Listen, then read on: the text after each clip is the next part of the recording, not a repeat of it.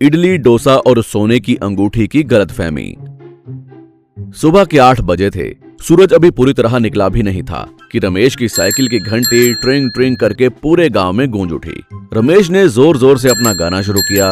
इडली ले लो इडली, मोगरे के फूल जैसी सफेद, मक्खन जैसी मुलायम, खाओगे तो बनोगे बाहुबली, नहीं खाओगे तो रह जाओगे खलबली, सांभर पियोगे तो बढ़ेगा दिमाग, चटनी खाओगे तो चमक जाएगा चेहरा, आ जाओ बाबू आ जाओ। चंपक सेठ अपनी दुकान के बाहर अगरबत्ती जला रहे थे। इडली की खुशबू से उनकी नाक फड़कने लगी। जेब से पैसे निकालने का मन तो नहीं था, पर लालच बुरी बला है। वो साइकिल के पास आ ही गए।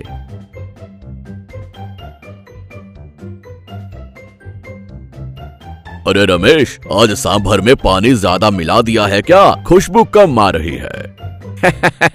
सेठ जी, सांभर में पानी मिलाता तो खुशबू कम होती, मैंने तो इसमें प्यार ज्यादा मिलाया है, इसलिए महक रही है। एक प्लेट लगा दूं? प्लेट कितने की है? बाकियों के लिए 25, लेकिन आपके लिए स्पेशल डिस्काउंट, सिर्फ 20 रुपए दे दो। 2 बड़ी इडली, तैरने लायक सांभर और 2 तरह की चटनी मुफ्त।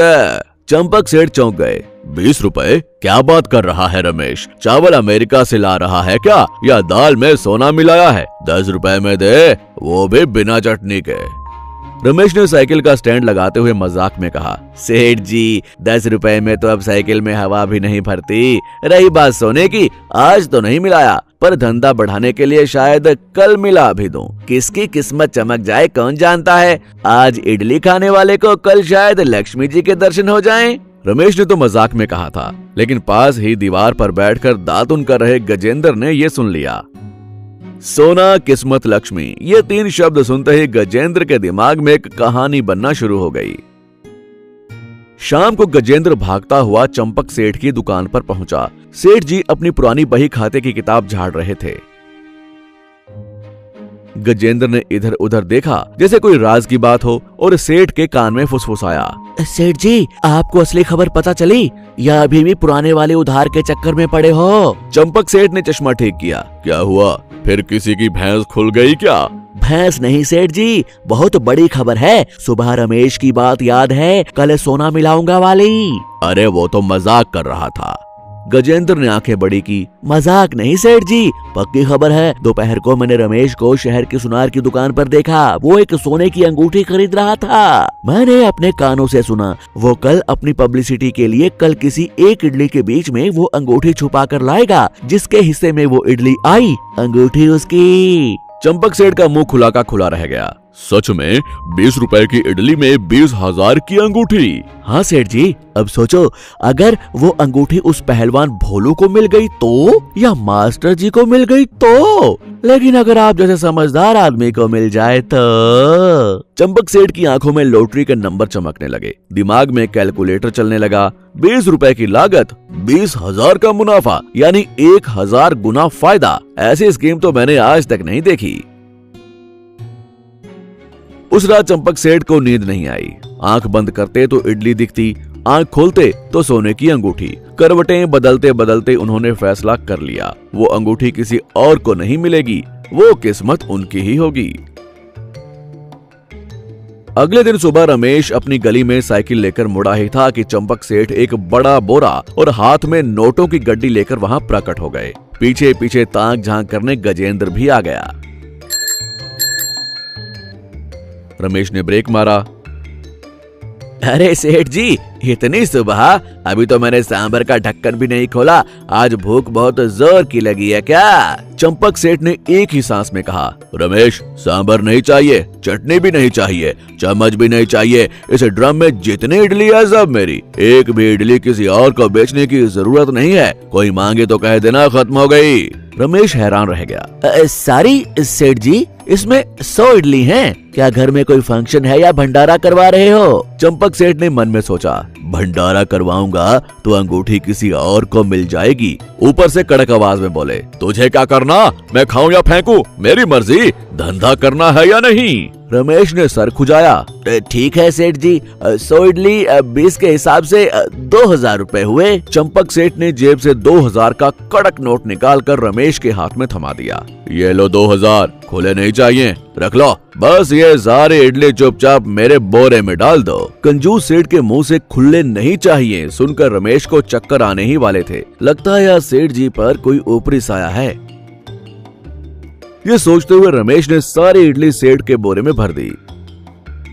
सेठ ने वो भारी बोरा सर पर उठाया और जंग जीतने वाले राजा की तरह घर की तरफ दौड़ पड़े। रमेश को कुछ समझ में नहीं आया, पर 2000 का नोट जेब में रखकर वो खुशी खुशी घर लौट गया। चंपक सेठ अपने घर के बरामदे में बैठे थे, दरवाजे बंद थे, सामने इडलियों का ढेर लगा था। पास में गजेंद्र बैठा लार टपका रहा था।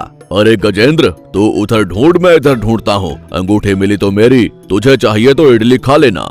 सेठ जी ने एक एक इडली को उठाकर उसे मसलना शुरू किया। पहली इडली चूरा चूरा हो गई, सोना नहीं मिला।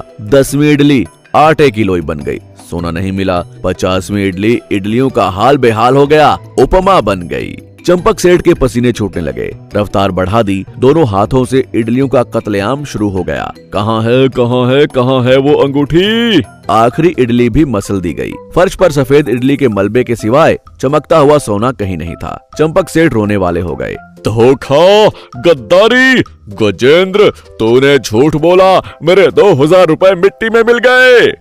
तभी बाहर साइकिल की घंटी बजी। रमेश अपना सांभर का बर्तन भूल गया था, वही लेने वापस आया था। चंपक सेठ गुस्से में बाहर दौड़े।